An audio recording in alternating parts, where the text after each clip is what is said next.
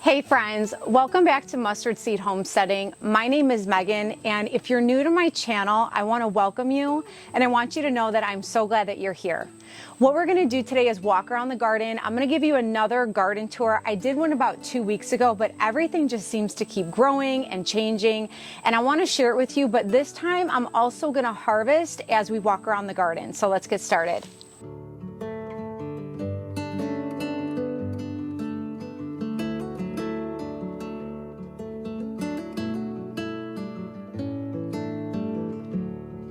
Now, before we get started, you're going to see me cutting a whole bunch of red rubia basil out of my first bed. They are all planted on the perimeter of this bed, while I have different varieties of peppers that are planted in the middle. Not only do I need to harvest these before they start to flower on me, but I need my peppers to get a little bit more sunlight so that they can start to fruit more. Because this red rubia basil has grown so much, it's kind of covered the peppers from growing more. And because I've had such a bountiful harvest of basil this year, I thought it'd be a great idea to give some bundles away to my neighbors for them to enjoy.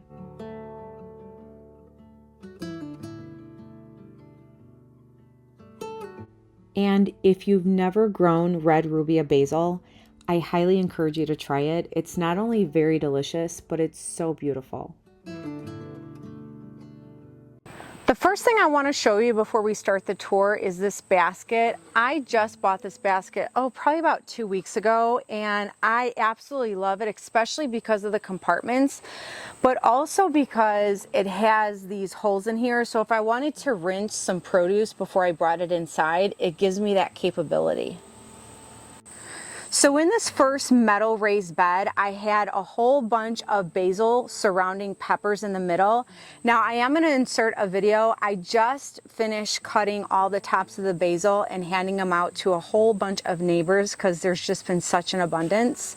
There's not a ton of fruit on the pepper plants. There's some that are starting to bud, but nothing that is ready for picking except for this one cayenne pepper right here. So we're going to harvest this little guy.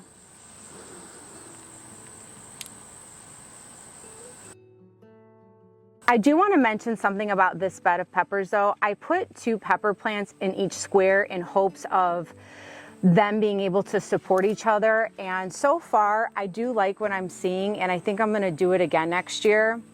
And the reason too that I had to cut all that basil back was not only because it really needed to be cut back, but I noticed that there's a lot of fruit that is starting to come out, and so I wanted to make sure that these peppers had enough sun so that I could get an abundance of peppers before the summer is over.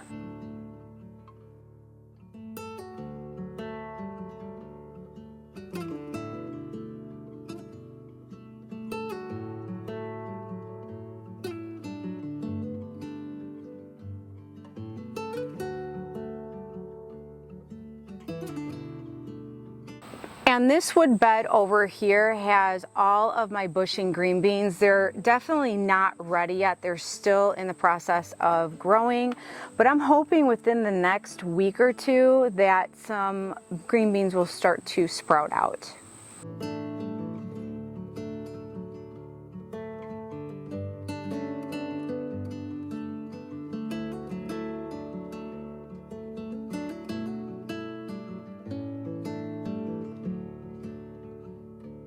And each bush green bean has a bamboo stick for stability and to make harvesting easier. Now, here's my cucumber trellis. This is a trellis that my husband made between the two wood beds that he made. And this year has been the best year of cucumbers for me that I've ever grown. They've been so prolific. And I want to say the one thing I did not do this year is prune. And I have all sorts of different varieties, but my top 3 favorite has been Poniente F1, Straight 8, and White Wonder. And these are my ultimate favorite. These are the Poniente F1. I've gotten gorgeous looking cucumbers and they've been absolutely delicious. They're supposed to be strong disease resistant vines while being productive, and that they have been.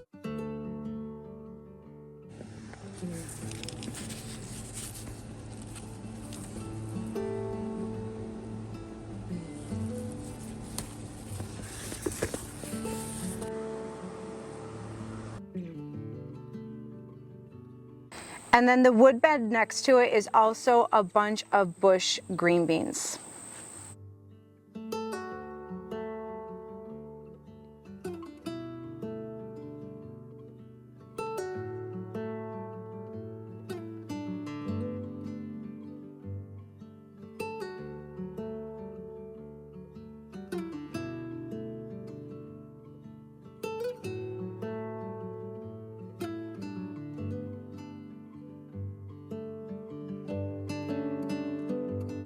And this next raised metal bed that I have also had a lot of basil on the outside and all peppers on the middle.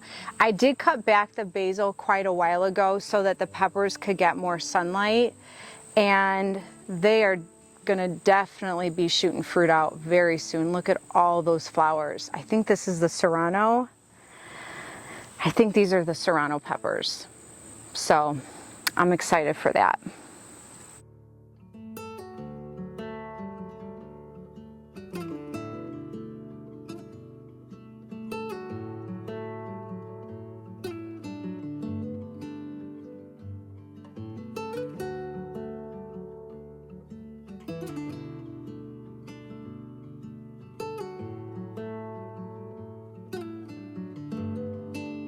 Now onto my favorite part of the garden, all of the tomatoes. I cannot wait to start harvesting these. Now on the outside of this bed are all Tulsi holy basil. We make a wonderful, delicious homemade tea out of that. I do have a short on how to make it, but there's a ton of tomatoes that are turning red, as you can see, and we're gonna go ahead and harvest.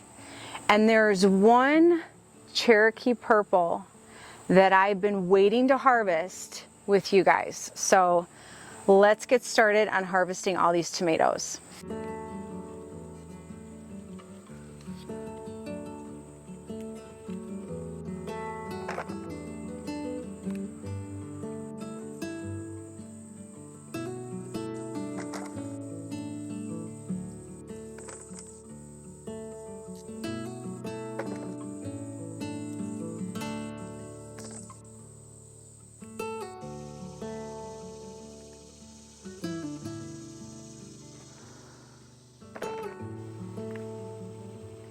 All of these beautiful tomatoes that I'm harvesting in this bed are my Martino Romas.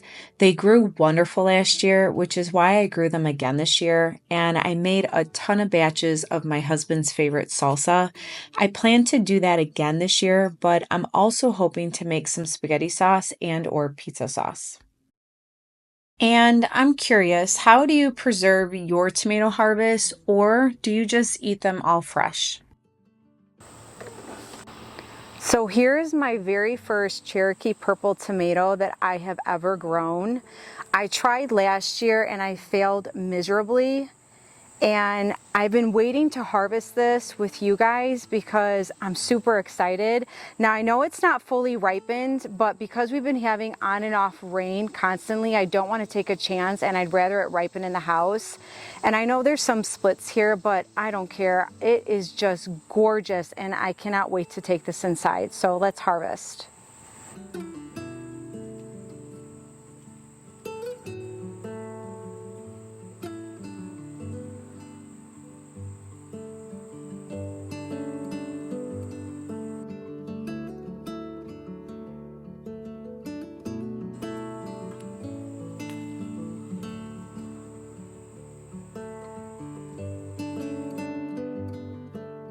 While I'm super excited at the fact that I have grown Cherokee purple tomatoes, I also noticed some of these deformities. And when I did some research, I learned that these are called cat facing. Now, cat facing could be caused from a few different issues. I'm not sure what caused these to deform this way, but they are still edible. And for me, as long as they're edible, I'm just happy that I grew them. Now, I will also add that as the tomatoes are flowering and growing further up the plant, they aren't dealing with these kind of issues, as you can see right here.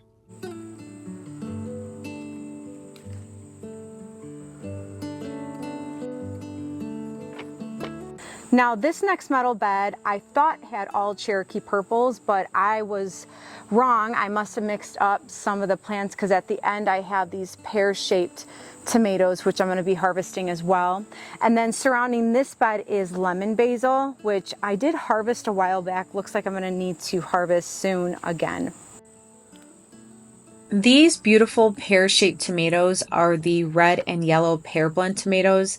I especially love these in the summertime when making a simple summer salad with cucumbers.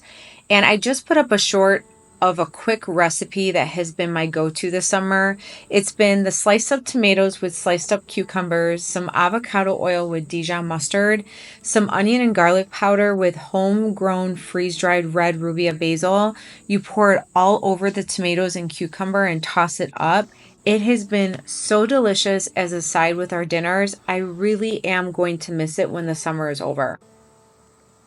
And these 4 bags at the end are all cherry tomatoes. We just had a storm a couple of days ago and all of these branches and stems and fruit were all bent down. So I had to put 8-foot bamboo sticks in each bag.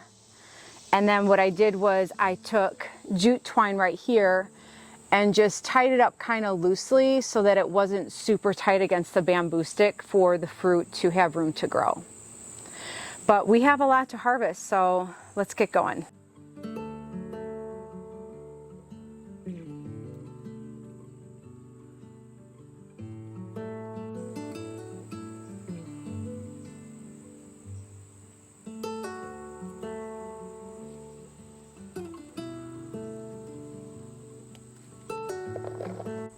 I do love a good cherry tomato, and these varieties are the sweetie tomatoes, red cherry, some more red and yellow pear blend tomatoes, and the last one, which I can't wait to show you because it's so beautiful, is the Artisan bumblebee tomato.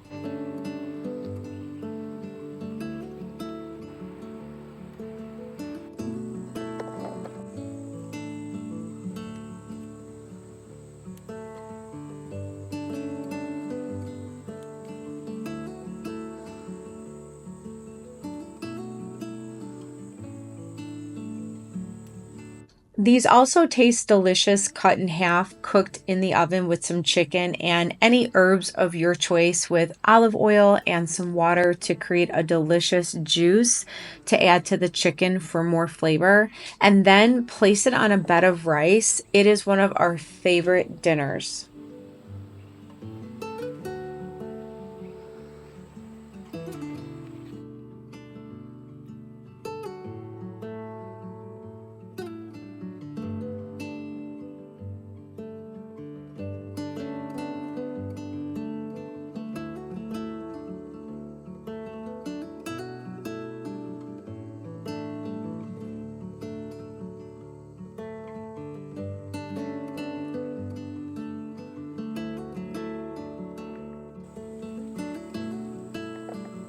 By the way, I'm curious, how do you trellis your tomato plants? Do you use tomato cages, bamboo sticks, or do you use cattle panels? And do you grow them in grow bags or raised beds or in the ground?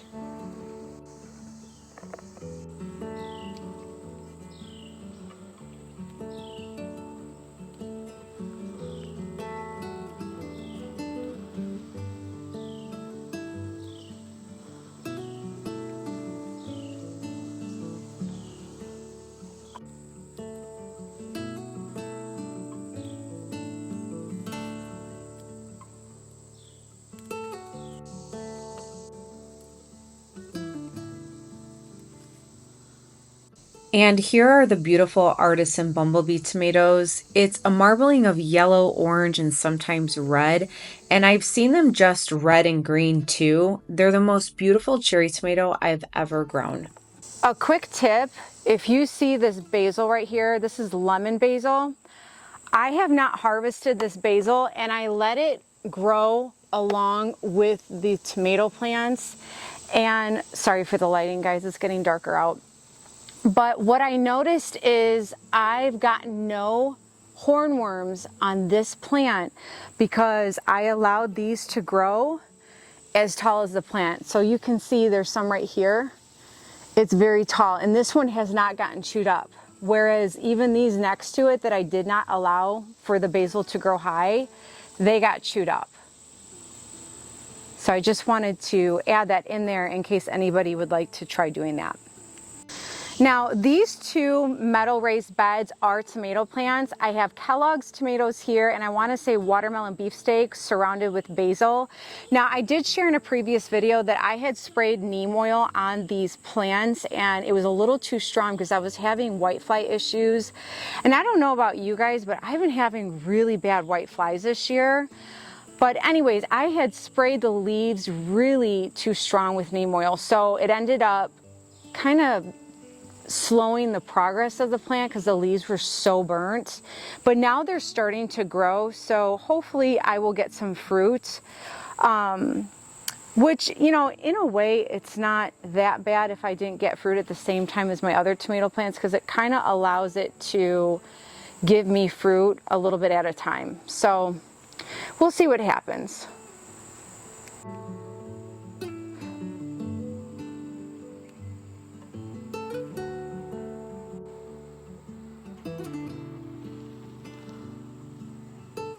Here you can see there's a lot of flowers forming, so I'm hoping that this will give me a good amount of tomatoes. And this is the first time I've ever grown Kellogg's and watermelon beefsteaks, so I'm looking forward to trying them.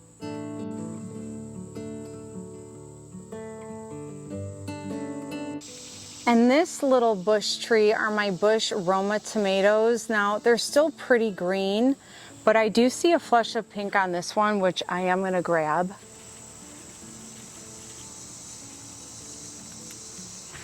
This is the first time I've ever grown these, and I really like them a lot, especially because they're a bush tomato plant.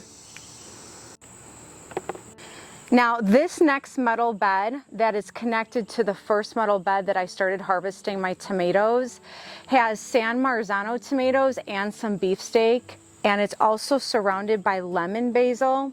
So there's a ton in here that is ready to be picked.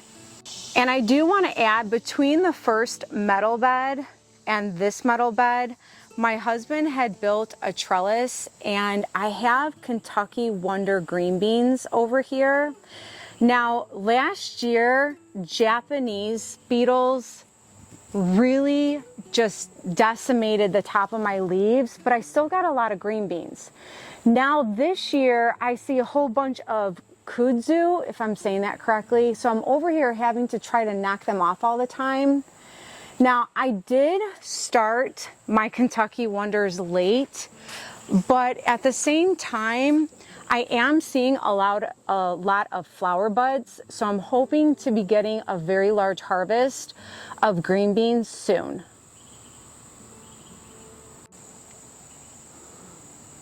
Yeah, you can see it right there. Just a flower bud right here, here.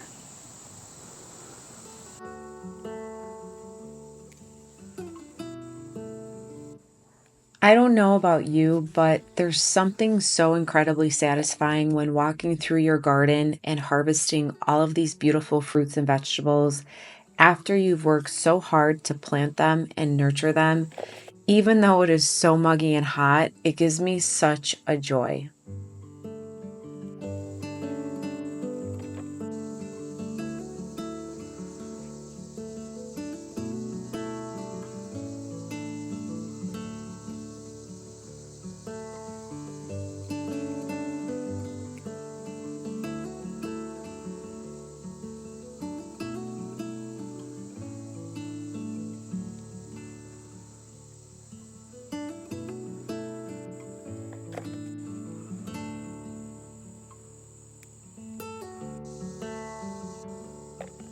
This one is not quite ready because it needs to turn red, but I cannot wait to harvest this. Real quick, I want to mention something about all of these bags right here. These are all the peppers that I overwintered.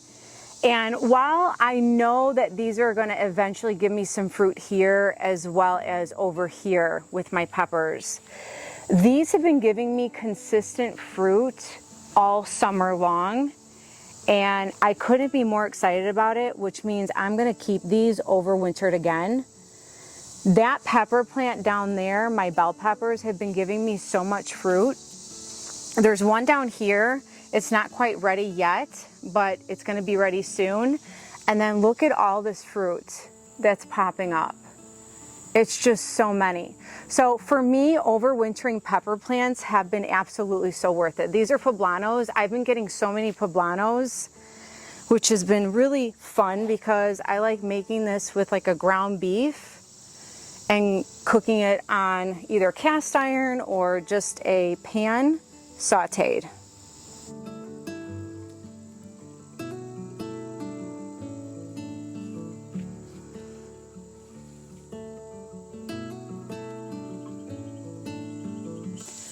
And then these are jalapenos that turn yellow. They're new Lemix, if I'm saying that correctly, but this one has been producing a ton of jalapenos as well. And then this is just a regular jalapeno plant, which has also been giving me plenty of jalapenos too. Now these bags right here are all of my watermelons, except this one is my little baby boo pumpkin.